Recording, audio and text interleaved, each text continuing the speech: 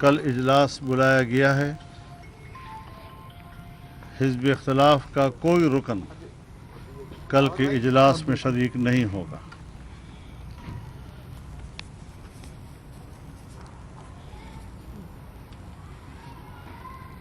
عدم اعتماد سینٹ کے الیکشن میں جناب یوسف رضا گیلانی صاحب کی کامیابی کی صورت میں ہو چکا ہے، اور صدر مملکت نے قومی اسمبلی کے اجلاس بلانے کے فرمان میں اجلاس بلانے کی یہی وجہ لکھی ہے کہ میرے نزدیک آپ اکثریت کا اعتماد کھو بیٹھے ہیں، لہٰذا دوبارہ آپ اکثریت کا اعتماد لیں۔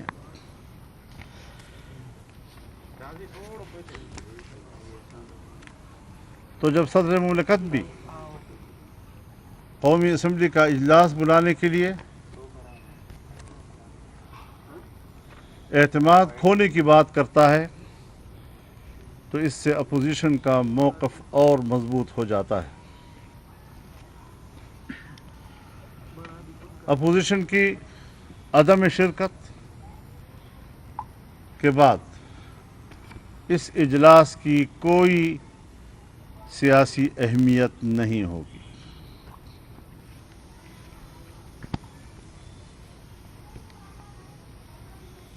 ملک میں بھی اور بیرون ملک بھی دنیا میں اس حکومت کو عوام کا نمائندہ حکومت باور نہیں کیا جائے گا۔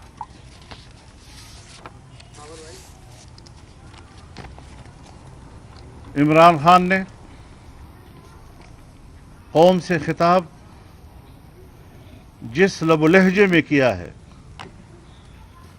اس سے خود ان کی شکست خوردگی چھلک رہی تھی۔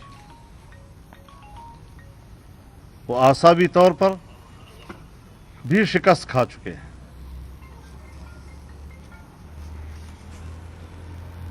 سینٹ الیکشن میں خود ان کے بقول کہ بولی لگی ہے۔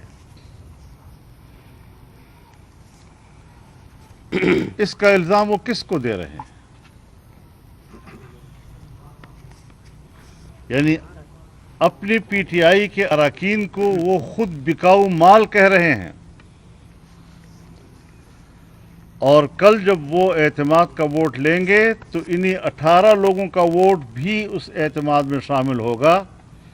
اس کے بغیر ممکن نہیں ہے کہ وہ 1 یا 2 لوگوں کی اکثریت کے ساتھ اعتماد کا ووٹ لے سکیں گے۔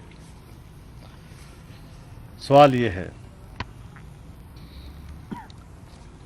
کہ سنجرانی کے خلاف جب عدم اعتماد ہوا تھا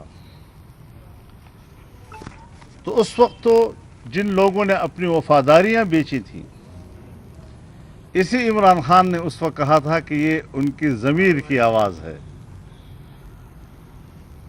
آج وہ اپنی پارٹی کے لوگوں کے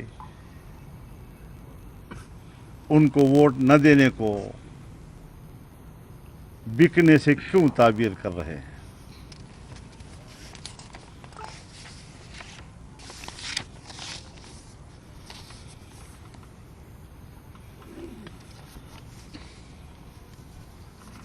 جو دعوے آج تک وہ کرتے رہے ہیں، جیسے وہ بہت بڑے امین، بہت بڑے وہ دیانتدار، آج اس سب دعووں کی حقیقت کھل کر سامنے آ گئی ہے۔ ہم لوگوں کو نکالیں گے۔ کس کے خلاف ہم لوگوں کو نکالیں گے؟ پی ڈی ایم کے خلاف لوگوں کو نکالیں گے؟ کیوں؟ کس بات پر؟ لوگ آپ سے اب یہ نہیں پوچھیں گے، لوگ آپ سے پوچھیں گے کہ آپ نے ملک کی معیشت کیوں تباہ کر دی؟ آپ نے 1 کروڑ نوکریوں کی بات کی تھی، آپ نے 30 لاکھ تک نوجوانوں کو نوکریوں سے کیوں نکالا؟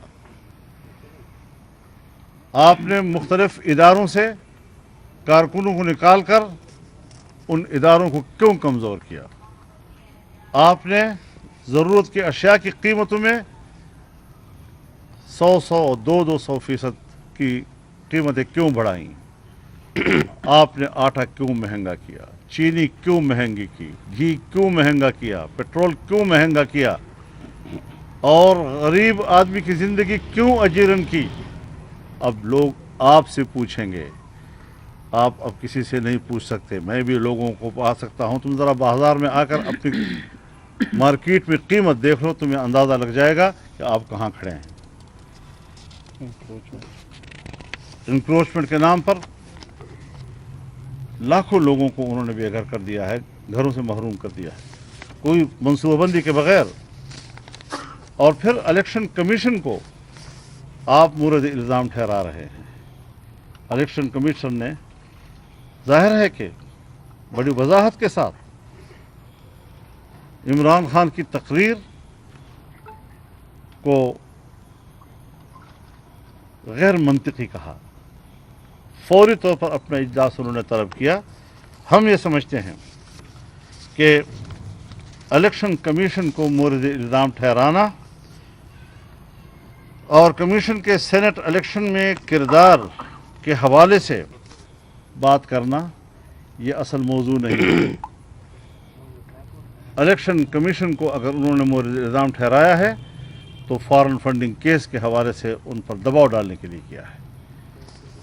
ہم ان کے تمام چالوں کو جانتے ہیں، اور آپ جس رنگ میں بھی قبا پہنیں گے ہم آپ کے قد کو سمجھ چکے ہیں، لہذا اب قوم کو مزید بیوقوف نہیں بنایا جا سکتا۔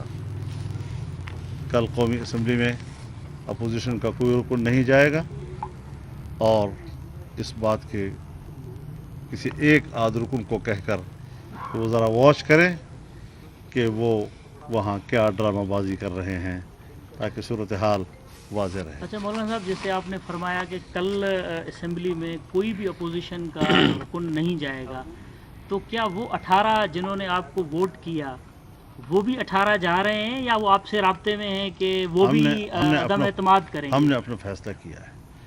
اگر ایسے لوگ جنہوں نے کل ہمیں ووٹ دیا ہو اور وہ جا رہے ہیں تو یہی تو ہم نے ان سے کہا ہے، یہ تو ان سے سوال بنتا ہے کہ جن کو آپ بکاؤ مال کہتے ہیں، آج آپ انہی کے ووٹ پہ اعتماد کا ووٹ لیں گے؟ وہ آپ سے رابطے میں ہے کہ جائیں گے یا نہیں، کیونکہ آپ پہ اعتماد کیا ہے انہوں نے اور آپ کو ووٹ کاسٹ کیا ہے؟ نہیں، یہ ہم سے کوئی رابطے میں نہیں۔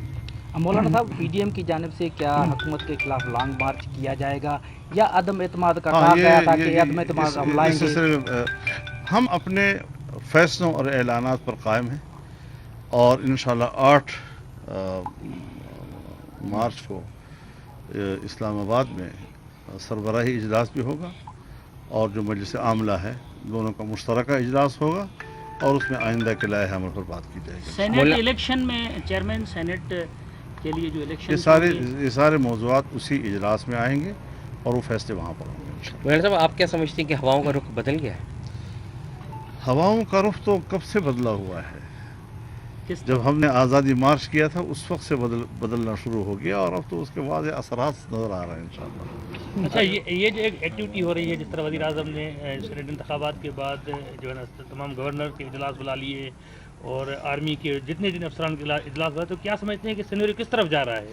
یہ حواس باختگی ہے، اب ان کے ہاتھ سے سب کچھ نکل چکا ہے، لہذا پاکستان میں اس وقت کوئی ایگزیکٹو نہیں ہے، کوئی اس وقت حکومت نہیں ہے، اور ان کو فوری طور پر نئے انتخابات کا اعلان کر کے عوام کی ایک حقیقی نمائندہ گیلانی صاحب کی حکومت کو کامیابی آنا دیکھ رہے چاہیے۔ ہیں ابھی آپ ایز چیئرمین سینٹ؟ میں نے آپ سے عرض کیا کہ پہلے فیصلہ تو ہو، تو ہم نے جب ایک اجلاس بلا لیا ہے 8 تاریخ کو، تو سارے فیصلے اسی میں کیے جائیں گے۔ اچھا مولانا صاحب، کل آپ اجلاس میں قومی اسمبلی کے اجلاس میں شرکت نہیں کر رہے ہیں، لیکن حکومتی اراکین جو ہیں وہ شرکت کریں گے اور ان کی اکثریت ہے، تو آپ کے اجلاس میں شرکت نہ کرنے سے حکومتی بیانی کو تو فوقیت قوت ملے گی؟ نہیں، جو تو بیانی ختم ہو جائے گا، اس کی اہمیت ختم ہو جائے گی۔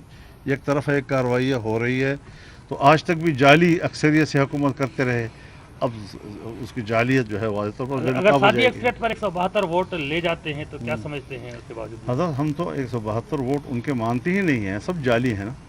تو जाली वोट भी उनके साथ नहीं है, तो उसके बाद तो ख़त्म हो गई बात। लॉन्ग मार्च के हवाले से ये खबरें आ रही हैं कि वो कराची से स्टार्ट होगा, कोई ऐसा कुछ तय है कि कहाँ से स्टार्ट नहीं, होगा?